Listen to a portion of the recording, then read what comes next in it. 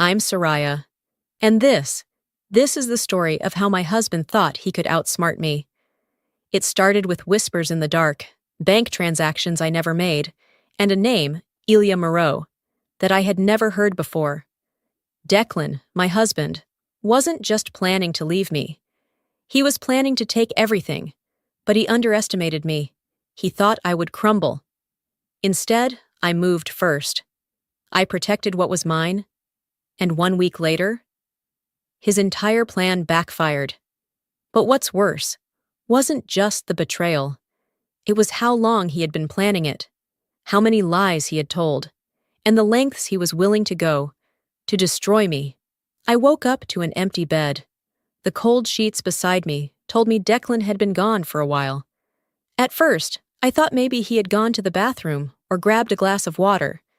But as I sat up, rubbing the sleep from my eyes, I caught the faint sound of his voice. Low, hushed, careful. The hallway light was off, but a sliver of moonlight streamed through the window, casting shadows across the floor. My stomach twisted as I followed the sound. Just a little longer. She doesn't suspect anything yet. I stopped mid-step, my breath hitched. Declan's voice was smooth, reassuring, like he was calming someone down. My heart pounded against my ribs. Who the hell was he talking to? I stood there, straining to hear more, but the words that followed were muffled. His tone dropped, barely above a whisper. My fingers curled into fists. This wasn't some late-night work call. Declan never whispered on work calls. Hell, he never even cared if I overheard his conversations before. My mind raced through possibilities, each one worse than the last. After a few seconds, I heard his footsteps approaching. I barely had time to dart back to the bedroom before he rounded the corner. My pulse hammered as I slid under the covers, feigning sleep. A moment later, I felt the bed dip. His weight shifted beside me, but I kept my breathing steady. A few minutes passed, and then he exhaled slowly, relaxed, like nothing had happened. I turned over, blinking up at him. "Where were you?" My voice came out soft, groggy, like I had just woken up.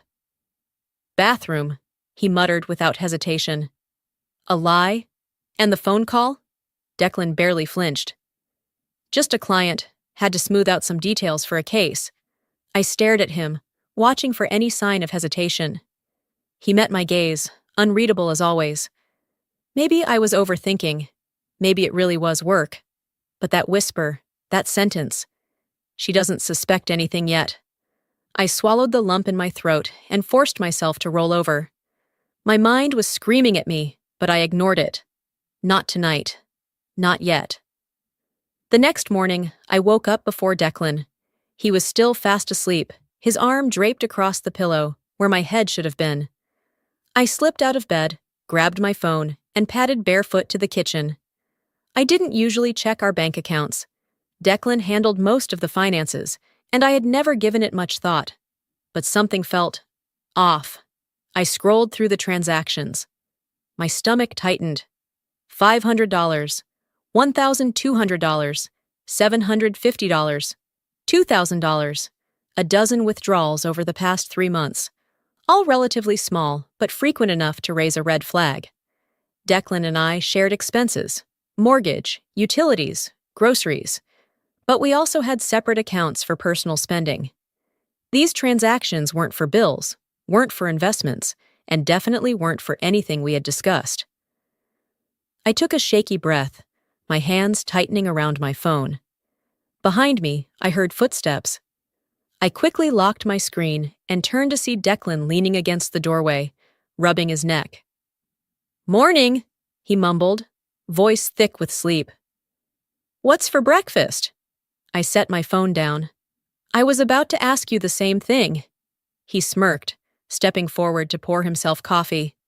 "Guess it's your turn then."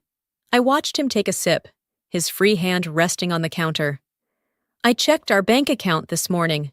Declan froze for half a second. Just long enough. His grip tightened around the mug before he forced a chuckle. "And?" "There are a lot of small withdrawals." I crossed my arms. "Things I don't recognize." He barely hesitated. "Just small investments. A few business opportunities. Business opportunities? Declan nodded, setting his cup down. Nothing to worry about. Short-term gains, that's all. He was lying. I knew it. I just didn't know why. The rest of the day, I tried to shake the unease. But Declan wasn't helping. He was glued to his phone, taking calls in the other room. His screen was always face down when he set it on the table. And every time I looked at him, I felt like there was a wall between us, one that hadn't been there before. That night, as I lay in bed, staring at the ceiling, my mind wouldn't quiet down. Declan had always been confident, smooth, a man who knew how to talk his way out of anything. But I had been with him long enough to know when something was off. And something was definitely off. I turned to face him. He was already asleep, his breathing steady, his face calm, like a man with nothing to hide. I wasn't convinced. A voice in my head whispered the words I had been trying to push away all day. Am I being paranoid? Or is something really wrong? The doubt refused to fade, even as the morning light filtered through my window. I had spent the entire night tossing and turning, unable to shake the feeling that something was terribly wrong. Declan's voice from the night before still echoed in my mind. Casual, dismissive, yet calculated. The kind of tone someone used when they were hiding something in plain sight. I forced myself out of bed and went about my morning routine, but my movements felt mechanical. My thoughts were stuck in a loop, replaying every interaction, every red flag I had ignored over the past few months. And then Declan strolled into the kitchen like nothing had changed. "Morning, babe," he said, pressing a quick kiss to my temple. I was thinking, we should probably get our financials in order. You know, just in case of emergencies. I froze, my fingers tightening around my coffee mug. Our financials? I echoed carefully. Yeah, he said, leaning against the counter, sipping his coffee like this was just another normal conversation. Like, do you have a full list of your accounts, passwords, assets, that kind of stuff? We should keep everything in one place. I stared at him, my heartbeat drumming in my ears. Declan had never shown an interest in my personal finances. Sure, we had a joint account for bills, but we always kept our personal savings separate. It was just the way we had always done things. I swallowed, forcing a neutral expression. I mean, I guess I could put something together. His lips curved into a small smile, but his eyes flickered, just for a second. He nodded like it was no big deal, before changing the subject entirely. But my mind was already racing. This wasn't about us. This wasn't about just in case of emergencies. Declan was preparing for something, and whatever it was, he didn't want me to see it coming. That evening, Declan was uncharacteristically relaxed. He laughed at the TV, scrolled through his phone like nothing was wrong, and even suggested ordering takeout. He was playing the role of a doting husband perfectly. And that's what made my skin crawl. Something had shifted in him, the way he walked, the way he spoke. It was all too easy, too well rehearsed. Then it happened. Declan got up to take a shower, leaving his phone on the coffee table. He never left his phone unattended. Ever. I stared at it, my pulse quickening. The screen was face down, just like it had been for weeks. But then, as if the universe was throwing me a lifeline, a notification lit up the screen. A text message from a name I didn't recognize. Ilya Moreau. I didn't have time to think. I reached for the phone, my hands shaking as I tilted the screen just enough to read the message preview. Just make sure she stays in the dark. Almost there. My breath hitched. My chest tightened so fast it hurt. The room suddenly felt smaller, like the walls were closing in on me. Who the hell was Ilya Moreau? And what did they mean by almost there? My fingers hovered over the screen for half a second, just long enough for the wildest thoughts to flash through my mind. Was this another woman? Was Declan planning to leave me? Was he hiding money? I heard the water shut off. Panic shot through me as I placed the phone back exactly where it had been and sank into the couch, gripping my knees to keep my hands from shaking. A minute later, Declan strolled back into the room, towel drying his hair. I forced myself to look at him. He was so calm, so at ease, completely unaware that I had just seen something I wasn't supposed to. "Did you decide on dinner?" he asked, ruffling his hair. I swallowed hard. "Not yet." He grabbed his phone without a second glance, unlocking it effortlessly. No hesitation, like there wasn't a damn thing to worry about. But I knew better now. I spent the rest of the night trying to rationalize what I had seen. Maybe it wasn't what I thought. Maybe Ilya was a colleague, a business partner. Maybe keeping me in the dark was about something completely different, something innocent. But deep down, I knew better. The pieces were clicking together, one by one. The secrecy, the money disappearing, the call in the middle of the night, the way he was suddenly so interested in my finances. I should have confronted him right then and there. But if I was right, if Declan was really hiding something this big, then I needed proof. Real proof. So instead, I kept my mouth shut. I let him kiss me goodnight, let him slip under the covers like nothing was wrong. And then I lay there, gripping my phone, whispering into the dark, "Who the hell is Ilya Moreau?" The next morning, the question still haunted me, gnawing at my every thought. I moved through my morning routine like a ghost, going through the motions, but my mind was locked onto one thing: Ilya Moreau. The name lingered in my brain like an unsolved puzzle, a piece that didn't fit but refused to be ignored. Declan sat across from me at breakfast, scrolling through his phone, perfectly at ease. I wondered if he had any idea I had seen that message. If he did, he was a damn good actor. But then, as if sensing my suspicion, he looked up and smiled. "Hey babe, can you sign something real quick?" I nearly choked on my coffee. "Sign what?" I asked, keeping my voice light. "Just some financial updates for tax purposes," he said, sliding a document across the table. His tone was casual, but his fingers drummed against the table in an uneven rhythm. A tell. I picked up the papers, my stomach tightening as I skimmed through the first page. Legal jargon filled the document, but one thing became painfully clear. This wasn't about taxes. I flipped to the last page. Property transfer agreement. My pulse pounded in my ears. My assets, my savings, even the condo. Everything would be moved into his name. I forced myself to look up. Declan was watching me, a careful smile plastered on his face. "Declan," I said, my voice too controlled. "What is this?" His smile didn't falter. "It's just a precaution, babe. A legal convenience. Nothing changes between us." I stared at him, my grip tightening around the paper. "Nothing changes? You're asking me to sign over everything to you." "Not everything," he said smoothly, as if that made it better. "Just consolidating things for protection. You know, in case something happens." My hands trembled slightly. Not from fear, from rage. This wasn't paranoia anymore. This wasn't me reading into things. This was planned. And he had the audacity to sit across from me and act like it was nothing. I placed the document back on the table, slow and deliberate. Then I met his gaze. "I'm not signing this." His smile twitched. His jaw clenched for a fraction of a second, before he let out a short laugh. "Soraya, don't be dramatic. It's just paperwork." I held my ground. "Then why are you so eager for me to sign without reading it?" His expression hardened. "You really don't want to do this, Soraya." He leaned in slightly, his voice low and controlled.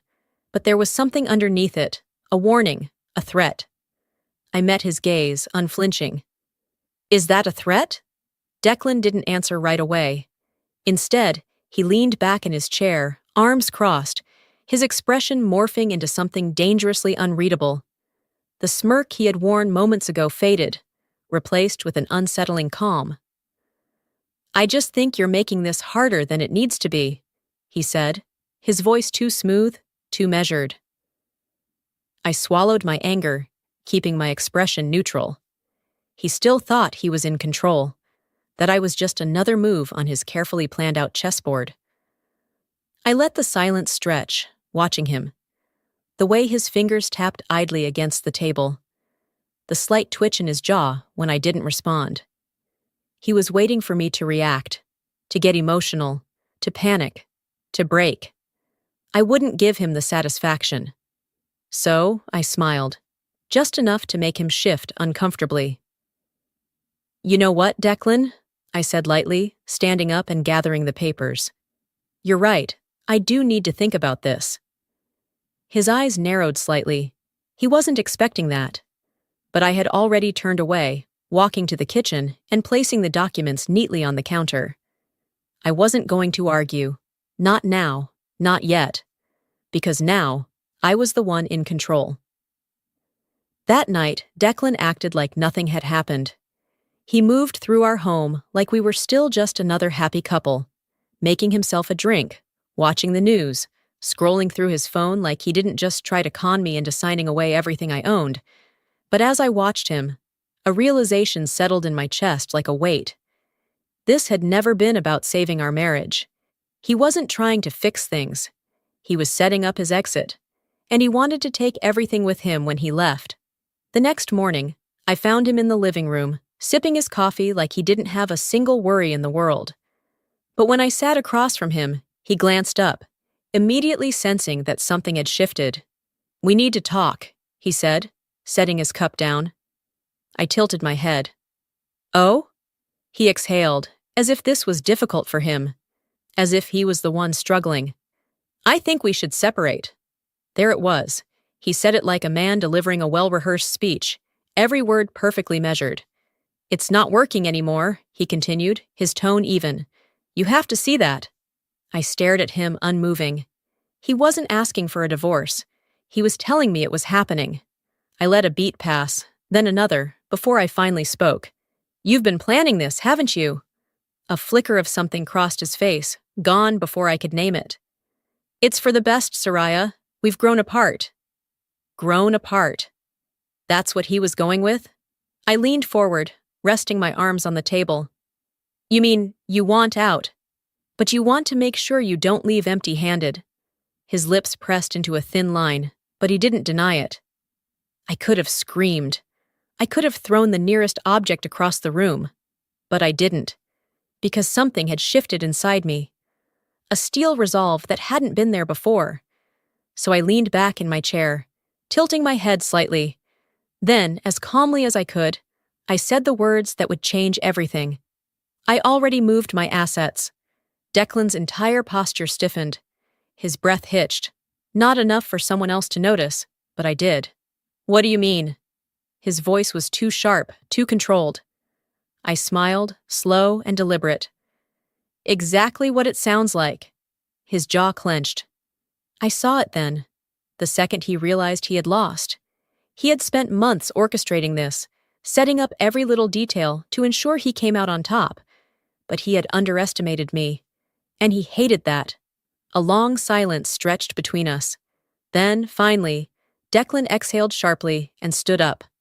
He grabbed his coffee, took a slow sip, then turned to me with a look that sent ice through my veins. His smile returned, but this time it was colder, calculated. "You're going to regret this, Soraya."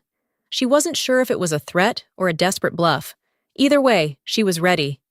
Declan had played his hand, and now it was her turn. The morning air felt heavier than usual as I moved through my routine. Coffee tasted bitter, and the silence of the apartment pressed against me like a weight. I told myself I wouldn't let his words from the night before get to me. But then came the knock at the door. Sharp, measured, official. I set my coffee down and took a breath before opening it. A man in a navy blazer stood on the other side, holding a thick envelope. "Soraya Keller? Yes." He extended the envelope, expression blank. "You've been served!" My fingers tightened around the documents as I watched him walk away. The weight of the envelope felt heavier than it should have been. I didn't have to open it to know what it was. Still, I forced myself to sit at the kitchen table, exhaling sharply before sliding my nail under the flap and pulling out the papers. Petition for dissolution of marriage. I skimmed down the page, eyes landing on the financial demands.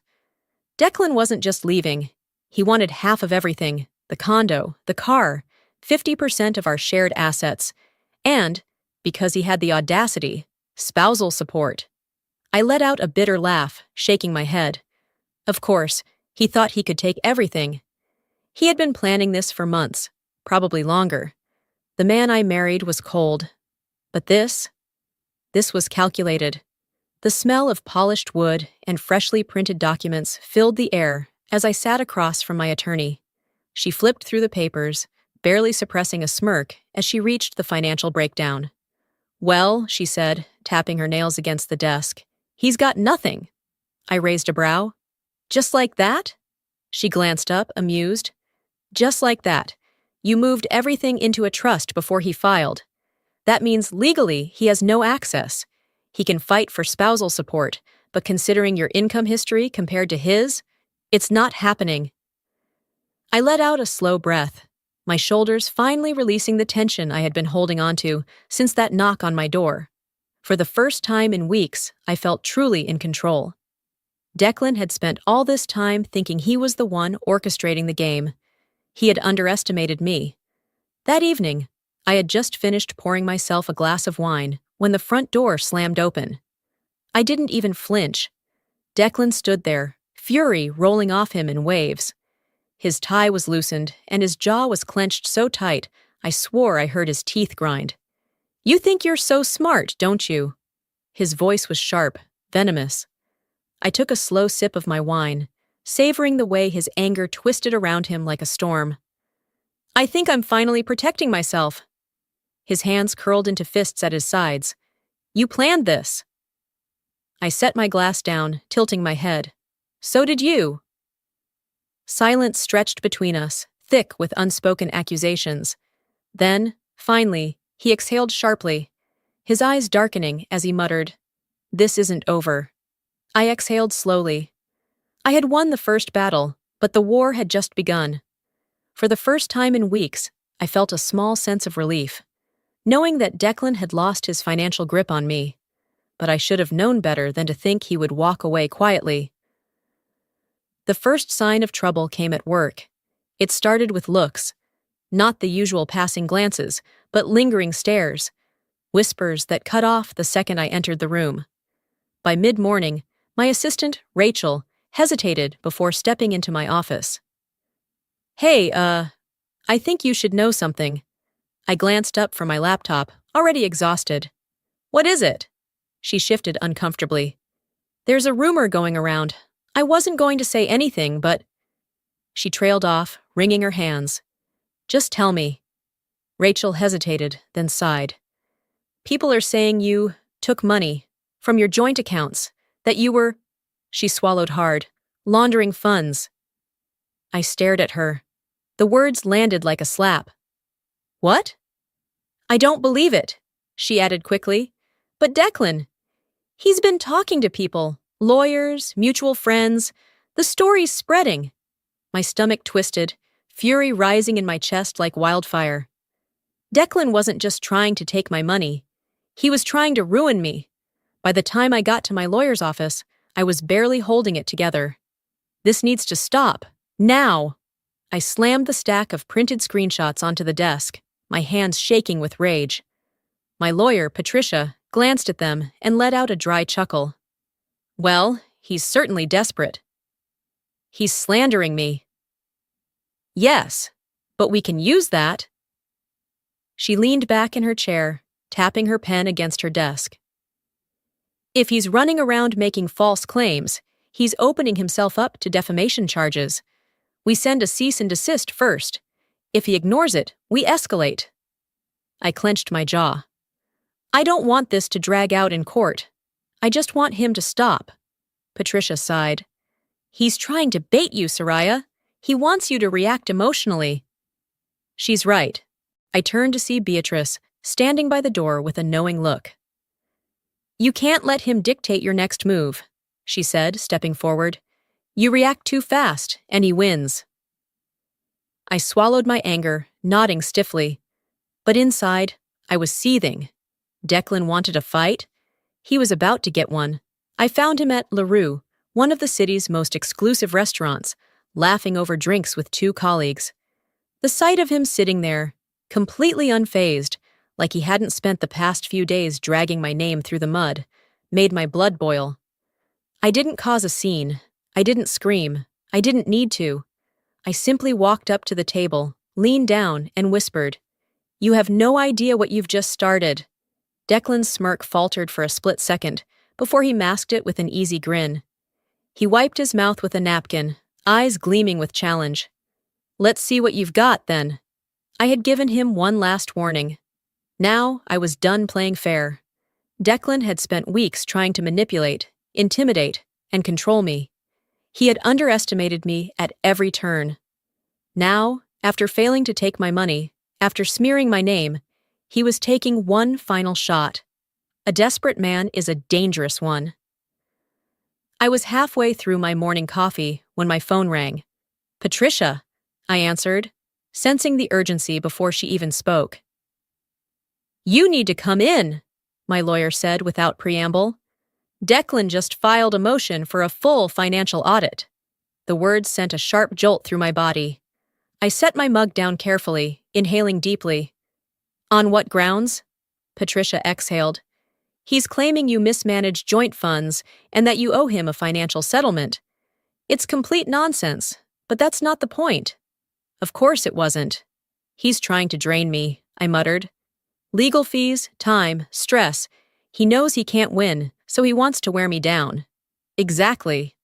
A sharp bitterness curled in my chest. Declan never played to win outright. He played to exhaust his opponent. Not this time. "I'll be there in an hour," I said before hanging up. By the time I walked into Patricia's office, she already had Declan's motion spread across her desk, annotated in red. "Here's the good news," she said, looking up. "He doesn't have a single piece of legitimate evidence. The bad news? This could still drag out for weeks, maybe months, if the court entertains his tactics." I clenched my fists. "What's our next move?" "We counterfile and request an immediate dismissal," she said.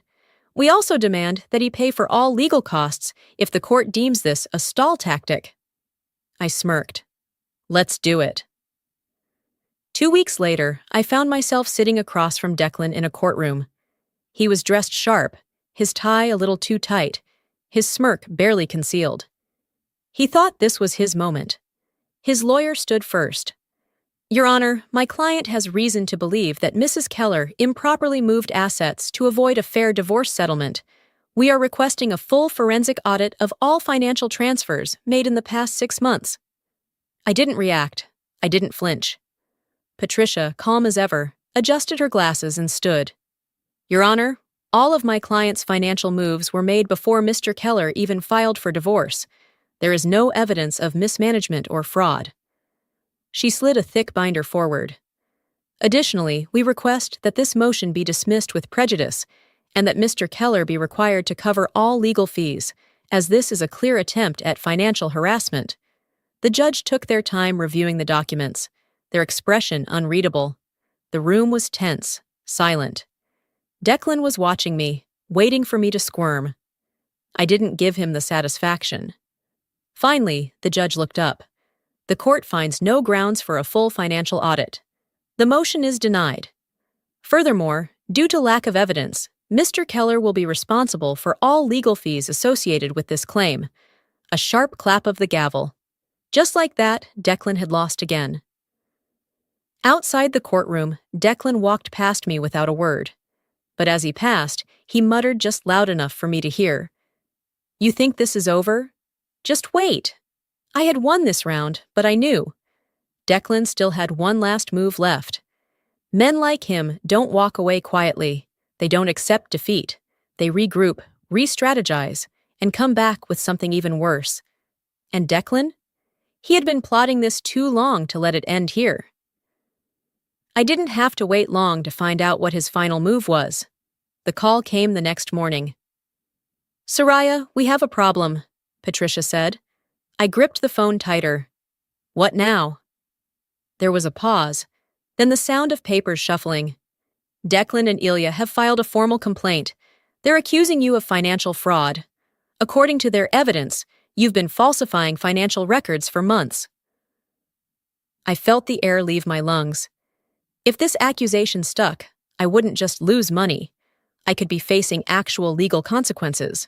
They submitted documents, Patricia continued, her voice tight. If the court takes this seriously, you'll be forced into a criminal investigation. The world tilted slightly. I pressed my fingers against my temple, willing myself to stay calm. And the documents, are they real? A scoff on the other end. Absolutely not, but they're good. Someone doctored them well. Of course. Ilya, the invisible hand guiding Declan's every move. But, Patricia added, I had Beatrice take a look at them before calling you. And she found something, a flicker of hope. What? She recognized the timestamps on the financial transfers. Someone forged them, but they didn't realize one key detail. Those accounts didn't even exist when those transactions supposedly took place. I let out a sharp exhale. That was it. That was the mistake that would ruin them. My fear burned away, replaced by something sharper. Declan wanted a war? Fine. I was about to end it. By the time I arrived at Patricia's office, I had made a decision. I wasn't just going to defend myself. I was going to bury them. I want to go on the offensive, I said, placing my palms flat on her desk. Not just to clear my name. I want to take them down. Patricia studied me for a moment, then nodded. Good. Because we have enough to do it. She motioned to a folder. We contacted a forensic financial analyst. They confirmed what Beatrice found. The documents were doctored.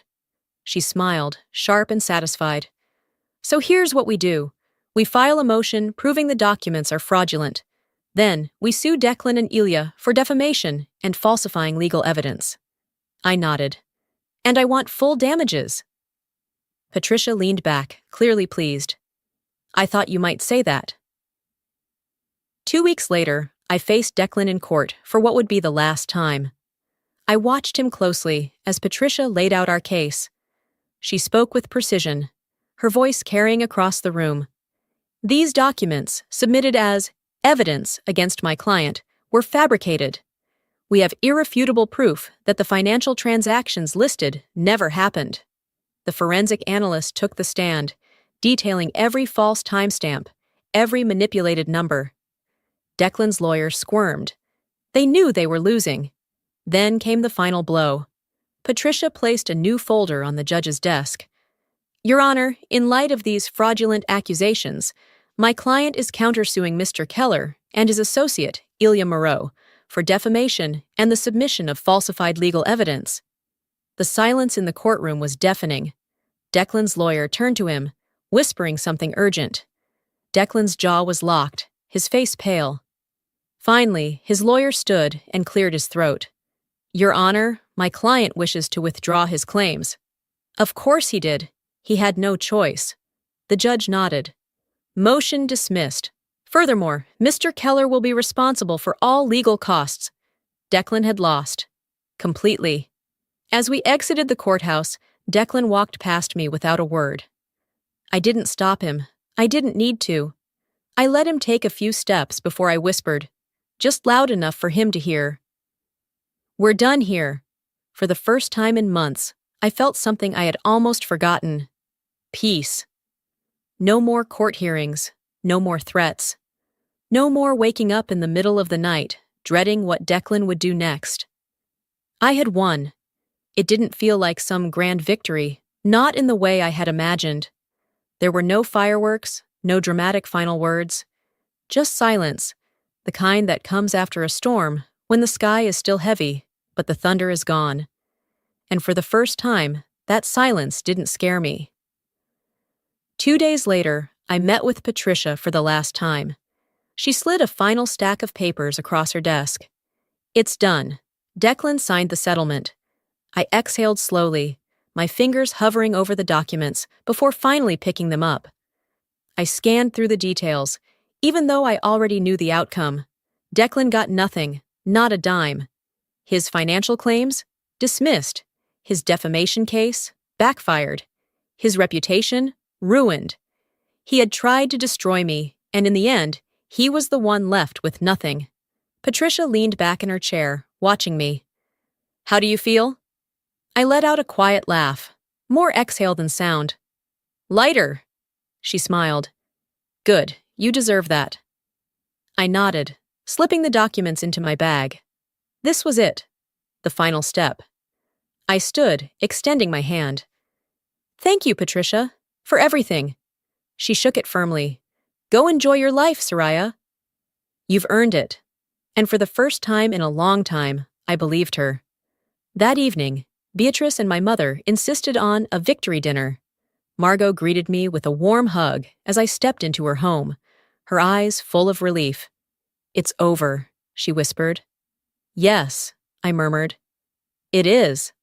Beatrice poured champagne, raising her glass with a mischievous grin. To freedom! And to never letting a man think he can outsmart you again. I clinked my glass against hers, laughing. I'll drink to that. We ate, we talked, we reminisced. And for the first time in months, I wasn't constantly looking over my shoulder. I wasn't waiting for the next hit. The war was over. Later that night, I stood on my balcony, gazing at the Chicago skyline. The city lights shimmered, stretching infinitely into the horizon. Everything felt different. I was no longer the woman who had ignored the warning signs. No longer the woman who had believed in the illusion of safety, of permanence. I had lost things, trust, time, the version of love I thought I had. But I had gained more, strength, clarity, control. My phone vibrated on the table beside me. I glanced at the screen. Unknown number.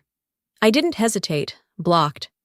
I turned back to my laptop, opening a blank document. A new chapter, a new story, my story.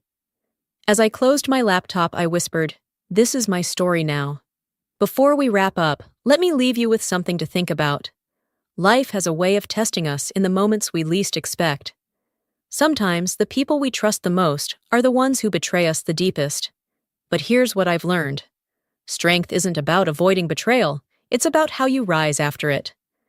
When I stood at the edge of my marriage, I could have let it break me.